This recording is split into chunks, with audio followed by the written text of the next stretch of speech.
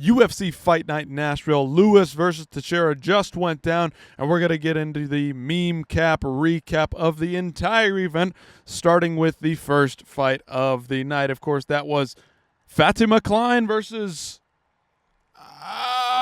we'll get there in a second. Melissa Martinez, of course, both of these ladies. Some interesting prospects, of course, to look out for on the women's side of things.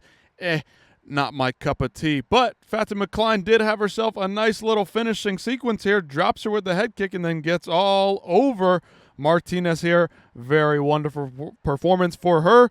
Good job there. Whatever. It is what it is. We move on to Mike Davis getting himself a pretty nasty finish himself. Rolling with a couple of finishes to start off the night tonight.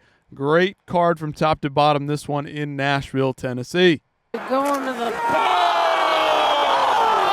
Hits him with the clean flush knee to the bottom of the chin and then just follows up with those brutal shots. This was the Mike Davis we've been waiting for. The dude shows up once a fucking year and delivers on some amazing performances. Throwback to some early COVID days Mike Davis fights with this one. Just slanging and banging, slugging it out on the feet.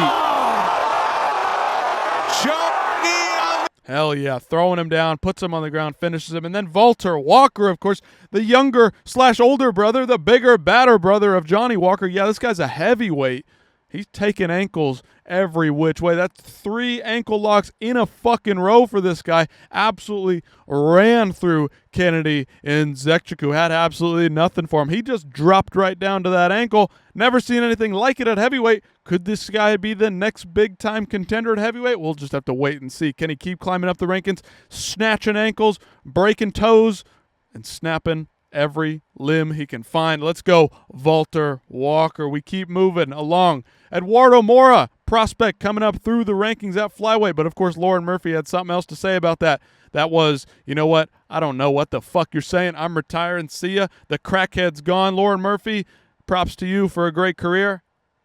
Okay, moving along. Chidi Njokuani comes shot out of a cannon. Allegedly, this guy missed weight. Then he re-weighed in, and it was all cool, all good. But Jake Matthews ended up just falling right into a submission. The guy seems to just fall into wins somehow, some way. Jake Matthews, the Celtic kid, gets it done. 30 years old, 22 fights in the UFC. Still staying young, still staying around. All right, moving along. Anyway, Chris Curtis, of course, went tooth and nail with Max Griffin. These two guys went blow for blow. It got a little dicey here and there for each fella, but Chris Curtis, there's always something going wrong. Headbutts, nut shots. Chris Curtis always whining, crying at the ref. Dude, why the fuck have you blocked me? I mean no harm, Chris Curtis. Unblock me on all these social medias, man. You don't got to do this, man. We can be friendly. Chris Curtis, stop yelling at the wall. I'm right here. You can come talk to me, man.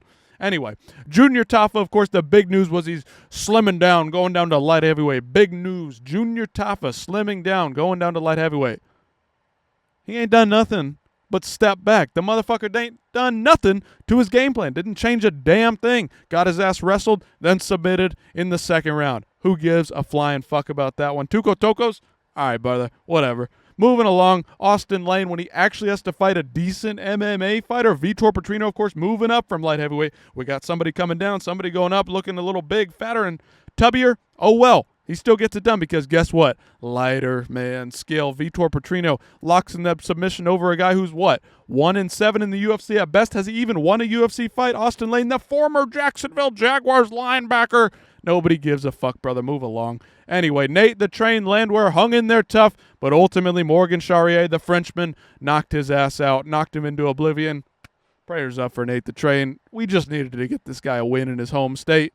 Couldn't make it get done. Couldn't get it done. Whatever you want to say. Fumbling, bumbling through these words here, just like a Nate the Train fight. Fumbling and bumbling all the way through the damn fight. Nate the Train almost pulled off the upset here, but ultimately could not do it. Of course, salute to our guy, Nate the Train, baby. Nate the fucking Train, baby.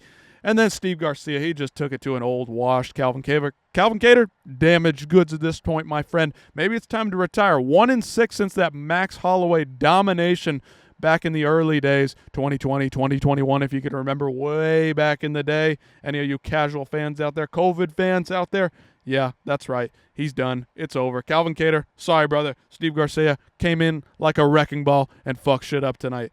And then what else we got? Stephen Wonderboy Thompson as well, taking some damage. The 42-year-old fucking won this fight, man. Bonfim didn't do shit. Bonfim wrestled his ass into a win. It ain't called Wrestling Championship. It's called Ultimate Fighting Championship. You fight, you damage. That's how you win the fight. Wonderboy got his leg cut open by a check. He knocked the fucking shit out of this guy in the third round. Second round did the most damage. Should be 2-1. Wonderboy for this one. Absolute embarrassment. What a fucking robbery here. Bonfim, he don't deserve this shit. Maybe Randy Brown will be next. Knock his punk-ass bitch out of there. Yeah, let's go. Rude boy Randy Brown, get in there. Finish the business. Make up for this loss that we took with Wonderboy. Come on. This is ridiculous. Getting absolutely ridiculous. You want to call a couple of early stoppages in this one? Well, this one might have been an early stoppage, but the Black Beast got that shit done. Did he fake an eye injury? I don't know. You tell me. But this guy ran right through Teixeira. Teixeira hit him with one shot, and Derrick said, you know what? Hell to the fucking no. I'm going to put this guy down in the dirt. He did just that and then kept swinging along. Teixeira crawled his way up the fence.